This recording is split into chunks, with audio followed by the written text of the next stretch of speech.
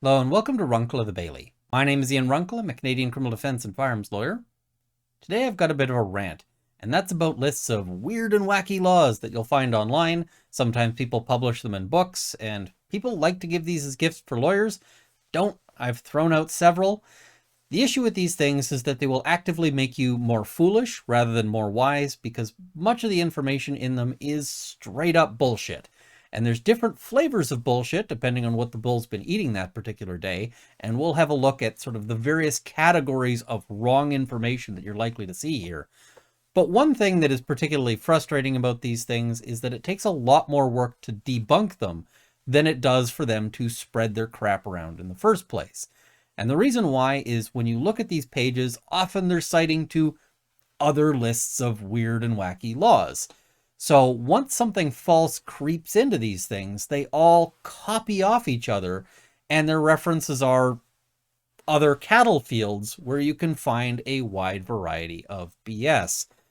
So this is something I find frustrating because when you're trying to explain the law to people, people will point to these things and yeah. Okay, so because I'm a Canadian lawyer, I'm going to try to focus on Canadian legal examples. And these things are taken from all over. There's various lists out there. I will note that some of them are taken from news pages. Some of them have been repeated by police organizations. Some of these have been repeated by law firms, all of whom should know better. And so I'm going to be, I'm not going to be calling anyone out, but I will note that this is a popular sort of category of story. And when you see it, you should take it with an extreme grain of salt. If you don't see references to specific laws quoting those laws, you should assume that it's probably fiction or at least unreliable or misleading in some fashion. That, of course, check with a lawyer if it would actually apply to you and you're not just doing this as something, as a curiosity. But all right, so the first category of BS that I want to look at is stories that are just outright false, as best I can tell. Now, again, it can be really hard to find out that a story or to figure out that a law is straight up false because there's so many laws. And it's like saying, hey, in that particular haystack, there are no needles. That requires a lot of searching and a lot of digging. But there are a couple of examples here that really spring to mind. One of them is a story that you'll see in a lot of places that says that it's illegal to paint your door purple in the neighborhood of Kanata in Ottawa. Now, one group of people who denies this story is the town of Ottawa. And when I look at Ottawa's list of bylaws, I note that they don't seem to have any neighborhood-specific bylaws. So given that this is denied by the actual town that it's said to occur in, and I couldn't find anything. I tried my best to research it. All I can find is more weird laws, sites saying that this is the case. I think this one's probably false. And I say probably because, again, it's really hard to debunk these things. Another one that gets passed around a lot is a story about a Toronto bylaw that says that it's illegal to drag a dead horse down Yonge Street on Sundays. Well, that's real specific, and I couldn't find any actual bylaw that says this, and apparently Toronto did some searching to see if they could, if they could find this, and when they did searching, they could find no such example of a bylaw back to 1997. So this one appears to be sort of false, except it also falls into the category of kind of misleading as well, because there's probably a dozen different laws that would ban this, but not because it's a dead horse down Yonge Street on Sundays, but just because it's, maybe a biohazard, maybe, littering, maybe all of these different things. So there's so many laws that might restrict this, but not in the way that they say, in the fashion of like, okay, you'll have to wait until Monday. Yeah, so this stuff, again, gets passed around. There's lots of sites referencing these particular bylaws, and they all seem to be quoting each other, which is the way these things go. Another flavor of BS you'll see a lot of on these pages is something where there is actually a real law, but it's being so badly misinterpreted or misapplied that what you're being told is basically false. And an example of this is that lots of pages will say that it's illegal in Canada to pay with too many coins. And they're referencing a real law, but it doesn't say what they think it says. The real law is the Currencies Act, and what it says is legal tender. So subject to this section, a tender of payment of money is a legal tender if it is made either in current coins or current notes, but then there's this limitation. A tender of payment in coins referred to in subsection 1 is a legal tender for no more than the following amounts for the following denominations of coins. So it says $40 if the denomination is $2 or greater, but doesn't exceed $10. $25 if the denomination is $1, and it continues down to 25 cents if the denomination is 1 cent. Now, the problem is that this doesn't actually say that it's illegal to pay in some other format. In fact, you can pay for things in all sorts of ways.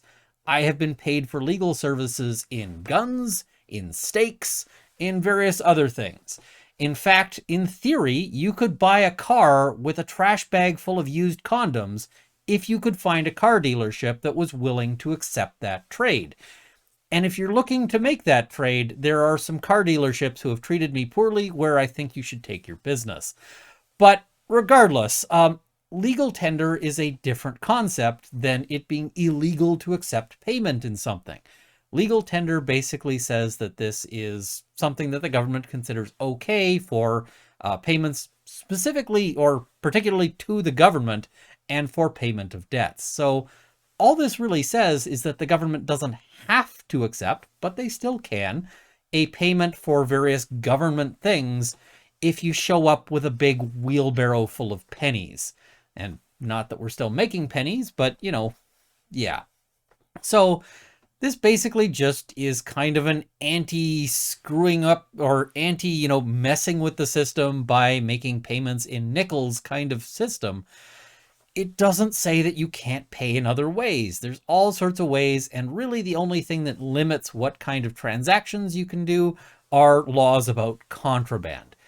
So you can't pay for that new car with a kilo of heroin. That wouldn't be a legal transaction. But you can pay for it in steaks or in, bricks or whatever else. Just so long as those bricks aren't heroin. Just ordinary ceramic bricks. So yeah, I mean, the places that tell you that it's illegal to pay with too many coins, a shopkeeper can accept those coins if they want. There's nothing that says that they can't.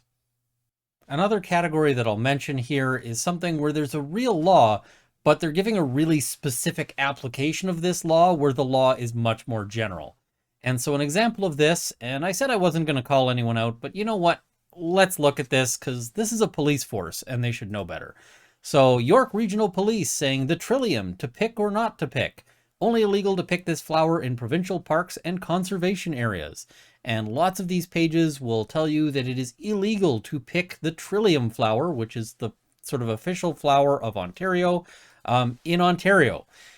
And the thing is that there is actually a law that restricts this. And that's because it's illegal to pick any plant in a provincial park or a conservation area. Not just the trillium. The only reason why the trillium is covered is because it's a plant. It's any plant would be covered. So if there's a law that says that you can't break into a nuclear facility, sure, you could present this as saying that it's illegal to break into a nuclear facility while dressed as a juggler and armed with 12 herring. But that's just because it's illegal for everybody, no matter how you're dressed or how many herring you do or do not have. So anything that sort of presents it in this fashion is basically misleading you because it's telling you, hey, there's this weird and wacky law, when really it's just a law of general applicability that they're phrasing as if it was dumb. So, all right, next category. Another flavor of BS you'll see a lot of is laws that are true, but missing important context. So one example is that it's illegal to own a pet rat here in Alberta. And this is true. There's actually a law that restricts that. But the important context is that Alberta, because of its particular geographic landscape, has managed to remain largely rat-free. Sometimes they'll find a little cluster of them, but they go and try to, eliminate that. And rats are an incredible pest species. In areas where they're endemic, they cause tremendous damage.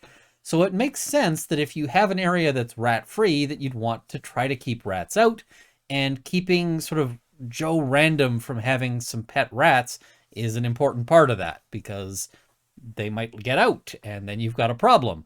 And suddenly you are facing literally billions of dollars of losses. So that seems like it's not such a weird and wacky thing. It just makes sense when you've got the context, especially because there are exceptions for, lab or scientific medical research.